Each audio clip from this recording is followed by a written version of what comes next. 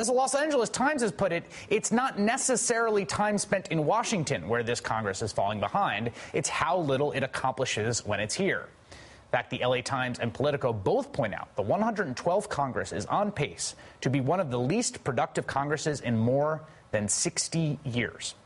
Joining me now, the Democratic Assistant Leader in the House, Congressman Jim Clyburn of South Carolina. Congressman Clyburn, thanks so much for joining me. Well, thank you so much for having me, Chris.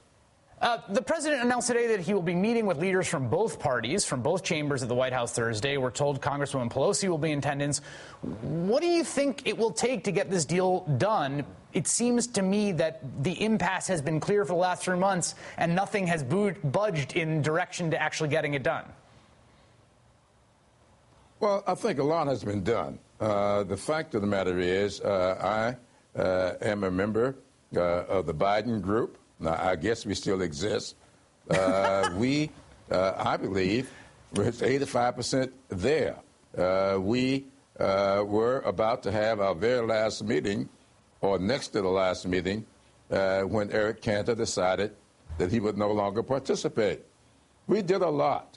And I'm very proud of what we've done.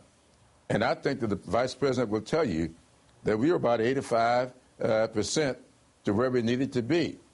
And I think that the president now, working with the leaders of both houses, hopefully Nancy Pelosi on the House side and Mr. Boehner, the Speaker of the House, and maybe the majority leaders over on the Senate. We think they're in a good position to close this deal. So we've done a lot, but there is that tough 15 to 20% left on the table, involving mostly revenue raises. Yes, let me ask you about that, said in our group. Yes. Let me ask you about that, Congressman, because let's say we strike a deal magically, some sense comes into the Republicans, and we strike the deal as has been reported in the press, the one that is almost there, which looks something like the contours of which are 85% spending cuts, 15% on the revenue side, somewhere in that neighborhood. Do you think it will hurt the economy at a time of 9% unemployment to take that level of federal spending out of the federal budget when we have the jobs problem we have now? Well, I think we need to do a jobs bill. You mentioned something that I'm a big proponent of.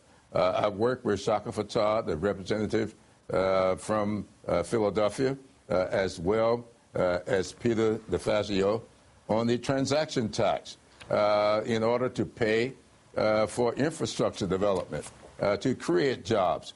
So I think that if we had something like a transaction tax to pay in for that, we could have what we call on the Democratic side a Make It in America jobs bill.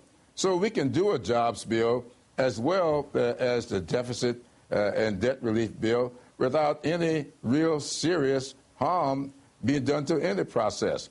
So I'm all for creating jobs, and so I don't think you are going to threaten that with this process. Remember, revenue raises that we've been talking about got a lot to do with getting rid of loopholes, getting rid of all of these deductions that we've been giving to big oil when they don't need the subsidies that they've been getting rid of corporate jet depreciation.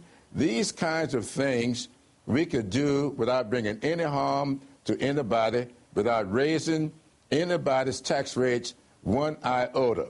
And that's what we have been proposing, and I would hope that my Republican colleagues will really sit down and get serious about this.